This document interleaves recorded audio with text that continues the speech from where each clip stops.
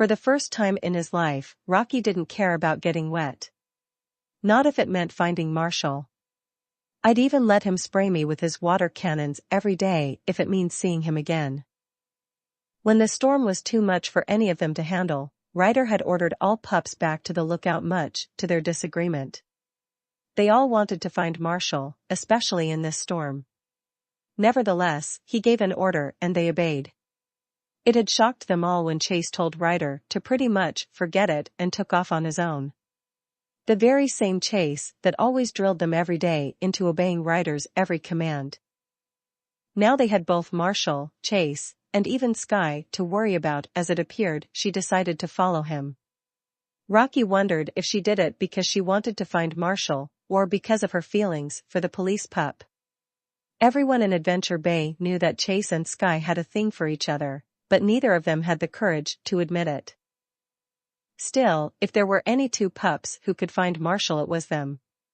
The rest could only wait for their return. Zuma constantly paced around the living room while Rubble was focused on the driveway outside, hoping to see or hear a car coming. Rocky had learned the value of patience early at a young age, but he was finding it hard to not just grab his truck and continue the search. Even if meant getting wet. "Waki?" asked Zuma, looking at him with worry. Rocky did his best to smile at the pup. A long time ago, that speech of his annoyed him a bit since he couldn't say his name right. Over time he grew used to it and saw Zuma as the little brother of the team next to Rubble. "Do you think Marshall hates us?" The idea of Marshall and the word hate never once crossed Rocky's mind except for maybe flying. But with the fight earlier in the day playing in his head, he couldn't lie and think that there was some truth in Zuma's question. "I don't know." "I don't blame him," whispered Rubble, looking away from the window. "We said such horrible things to him. Over a stupid show. I don't care how long it takes. I'll make it up to him, I promise," cried out Zuma, rubbing his eyes. "I just want our family back." Rocky walked over and hugged his friend, who began to cry on his shoulders. "I'm sure Chase and Skye will bring him back. Everything will be okay." At least, Rocky hoped so. He couldn't help but get a bad feeling in his chest that something bad had happened.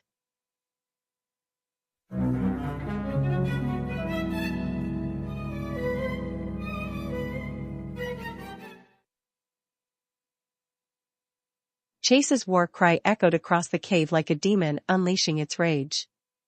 From the entrance, Skye saw her friend ran towards the bear with bloodlust in his eyes. She knew what it was all about. She had seen the bloody collar and, with it, began to paint the image of an eaten-up corpse. Doing her best to avoid the bile growing in her mouth, she saw Chase slide underneath the charging bear. Turning around, he barked and jumped, biting the bear in the tail. The beast howled with pain as it tried to shake Chase off, but he refused to let go. Using his paws, he pushed himself onto the back and started biting as hard as he could at the neck, his German shepherd's teeth ripping fur and flesh out. Skye didn't know what was scarier. The bear or Chase. She had seen Chase act violent before, mostly against the occasional thief or bully they had to deal with. But this was the first time Chase looked like he was fully willing to kill. Still frozen, Skye watched in horror as the bear finally got wise and made for the wall of his cave. Turning around, he slammed his back against the rocky surface. Chase cried out in pain before slipping down, dazed and bleeding around his ears. Seeing his attacker down, the bear got up and opened its jaws. "Chase," shouted Skye, before turning to her pup pack. She may have lost one friend, but she wasn't about to lose another. Arf. Arf. Wings. Once her wings came out, Skye flew as fast as she could towards the bear. Normally, she wouldn't dare attempt to do this in such a narrow space as a cave, but it was better than losing two pups in one day. The bear's attention was caught as Skye began to zip around the bear, barking at it. It roared and tried to swipe at her with his claws, but she was much too nimble for it. Getting an idea, she headed towards the exit of the cave while shouting, "Come and get me, you overgrown teddy bear." The bear roared in anger and chased after her, reaching the edge of the cliff path that led to a long way down.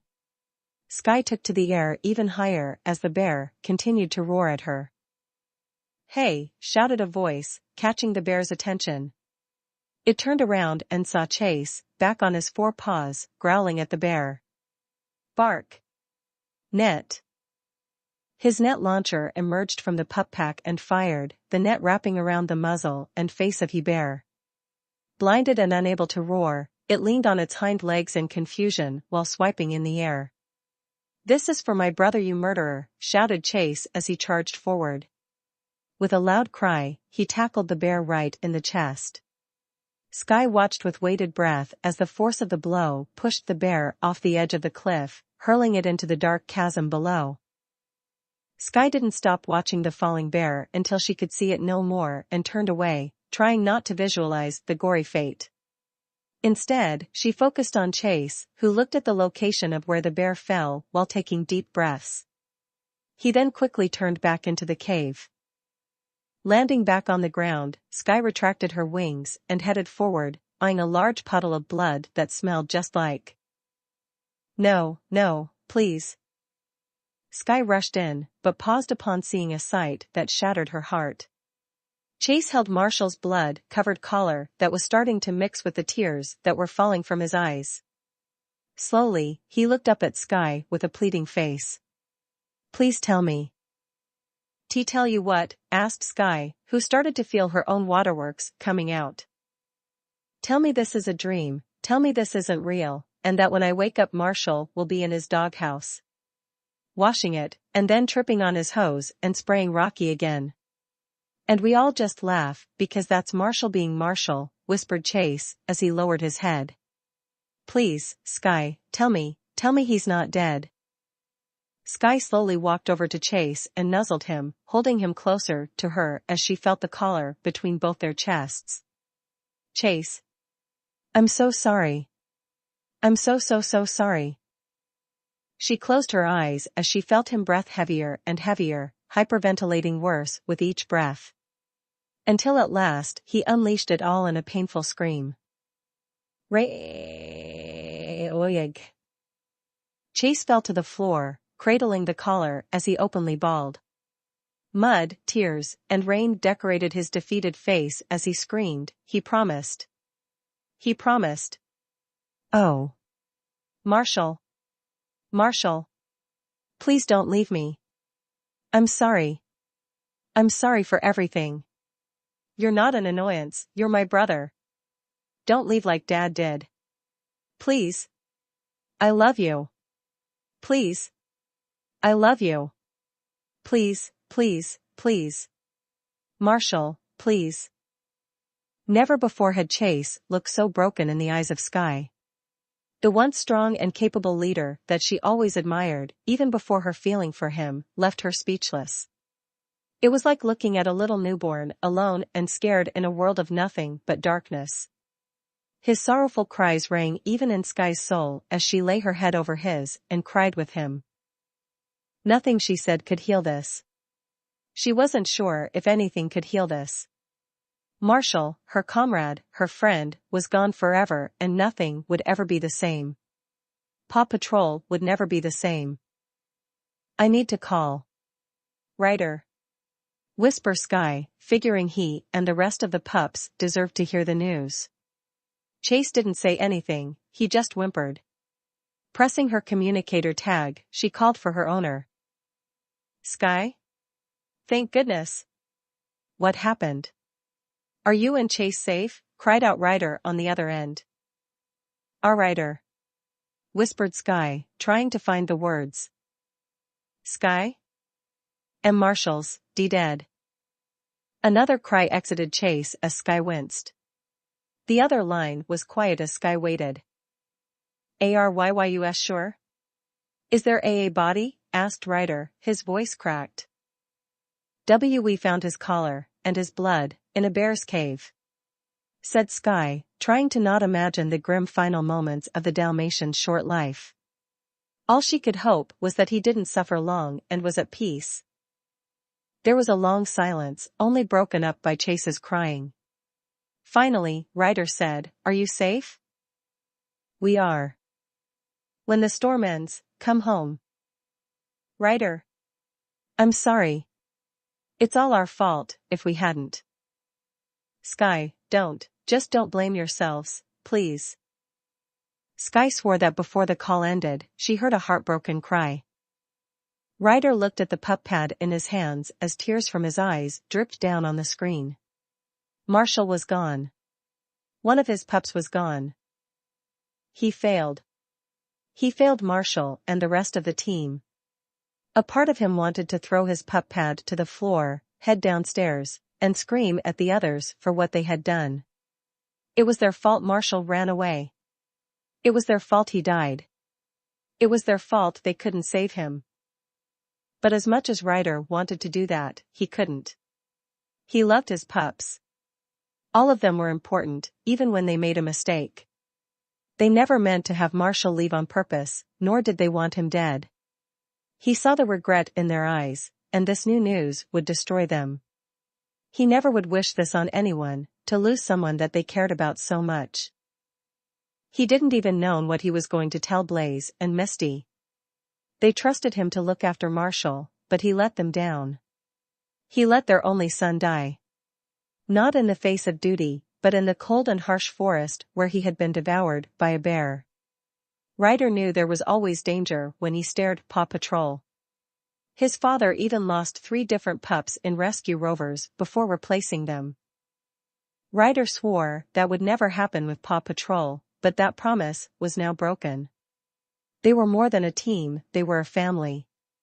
This was even truer for Rocky, Zuma, and Rubble, who didn't have parents like Marshall or Sky or Chase. And now they had to mourn the loss of one of their own.